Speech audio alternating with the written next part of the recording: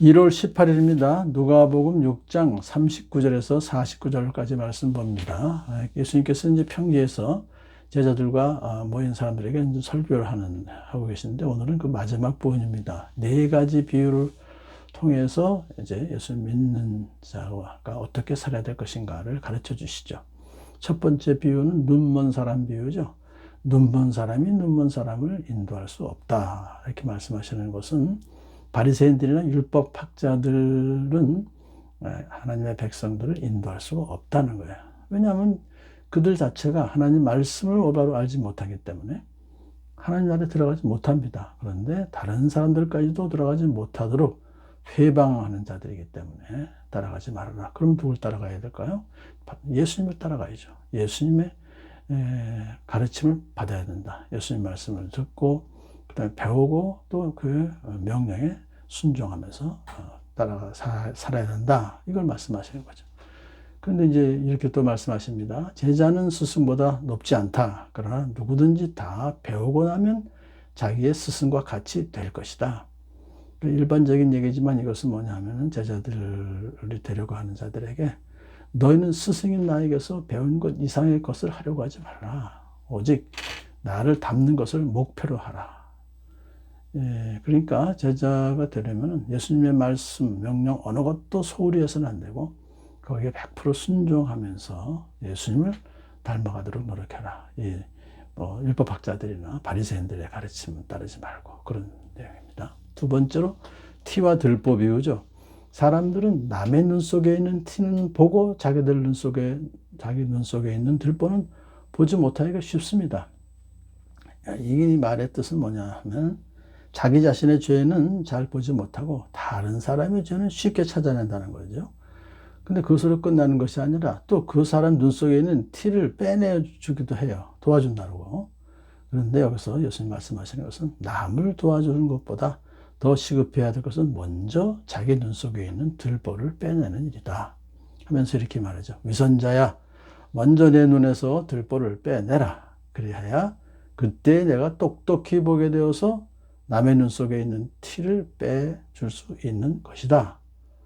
이렇게 이제 말씀하셨어요. 근데 이것을 그동안 좀 이 비유를 잘못 이해해서 아예 우리 믿는 사람들은 다른 사람의 잘못을 절대 지적하면 안 된다. 왜? 자기 죄가 너무 크기 때문에. 그렇지만 그것은 오늘 본문의 내용을 좀 이해를 덜 한 것이죠. 이 비유의 뜻은 뭐죠? 내 눈에서 들보를 먼저 빼내라. 그래 하고 남의 눈 속에 있는 티를 빼낼 수가 있기 때문에 그때 도와줘라 그겁니다. 왜냐하면 모든 사람들이 다 성도들도 생활 속에서 크고 작은 죄를 범하고 있습니다. 그러므로 먼저 자신의 죄를 해결하는 그런 성도가 다른 사람을 도와줘야 될 책임이 있다는 거죠. 영적인 성숙한 사람은 다른 사람의 죄를 지적하고 도전할 시기와 방법을 분별할 수 있는 단계까지 되기 때문에 그런 사람들은 남의 그 티를 꺼내줄 또한 책임도 있다는 것입니다. 우리 성도들은 그러니까 이제 위선자라는 꼬리표가 붙는 것이 두려워해서 그냥 성도라는 것을 숨기고 남을 도우려는 시도를 전혀 하지 않고 그냥 숨어서 사는 사람들이 있어요. 그래서는 안 된다는 것입니다. 자기 자신의 죄를 먼저 해결한 후에는 잘못을 저지른 사람을 겸손하고 적절한 태도로 도와주는 또 그것이 우리에게 필요한 것이다. 세 번째 비유는 나무와 열매 비유입니다. 열매로 나무를 안다 하는 말이죠. 좋은 나무가 결국 좋은 열매를 맺듯이 사람의 마음도 결국 열매로 알 수 있는 것이다. 이 선한 마음은 선한 행실로 열매를 맺고 나쁜 마음은 나쁜 행실로 열매를 맺는다. 그러니까 중요한 것이 뭡니까? 마음이라는 것이죠. 선한 사람은 마음에 쌓은 손으로 손을 내고 악한 자는 그 쌓은 악에서 악을 내나니 이는 마음에 가득한 것을 입으로 말하는 것이니라.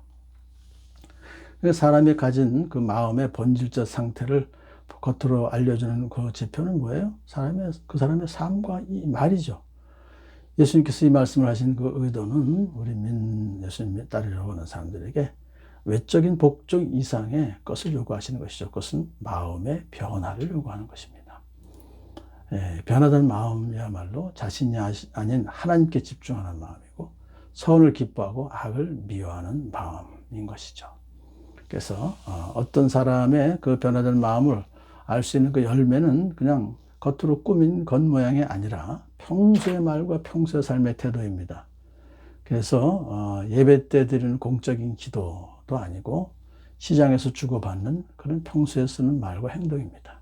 교회에서 행하는 의식에서 나온 것이 아니라 실상을 살아가는 방식에서 드러나는 그것이야말로 변화된 마음을 이제 드러내는 것입니다. 예수님께서 이 비유를 말씀하신 의도는 우리 성도들, 제자들은 주변 사람들의 평소에 삶과 행실과 말을 잘 살펴봐야 돼요. 그래서 그들 속에 있는 거짓을 분별할 수 있는 그런 데까지 위장술에 속지 않을 수가 있다는 것입니다. 네 번째 비유는 집 짓는 사람 비유죠. 예수님의 진정한 그 제자들이 되려면 예수님 말씀을 들을 뿐만 아니라 예수님 말씀을 따라서 행동하는 사람들입니다. 이제 그렇게 할 때 비로소 그의 메시지를 통해서 그들의 삶이 변화된 것을 증명할 수가 있고 다른 사람을 예수님께로 인도할 수가 있죠. 자, 여기서 예수님께서는 이제 두 가지를 이야기하셔요. 예수님께 순종하는 사람은 어떤 사람이냐? 말씀을 듣고 순종하는 사람은 어떤 사람이냐? 그 땅을 깊이 파서 반석 위에다가 기초를 놓은 사람과 같다 그랬어요. 이것이 이제 건축 비유죠. 자, 그런데 그것은 뭐냐면 인생의 폭풍이 몰아쳐도 예수님의 강한 기초 위에서 인생을 설계한 사람은 요동치 않고 견고하게 설 수 있다는 것입니다. 그러니까 예수님의 그 인생의 기초가 예수님이다 하는 것은 바로 예수 그리스도를 믿는 믿음이 확고한 자는 결국 예수님의 말씀을 듣고 순종하기 때문에 인생의 폭풍이 몰아쳐도 끄떡없다는 것을 말해요. 그렇지만은 예수님 말씀을 듣고도 불순종하는 사람은 기초 없이 맨 흙 위에 집을 지은 자와 같다.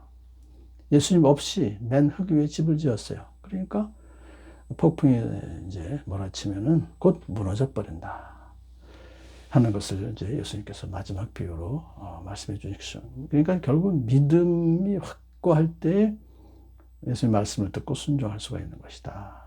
중요한 것은 결국은 믿음이다 하는 말씀을 오늘 우리에게 전해주고 계십니다.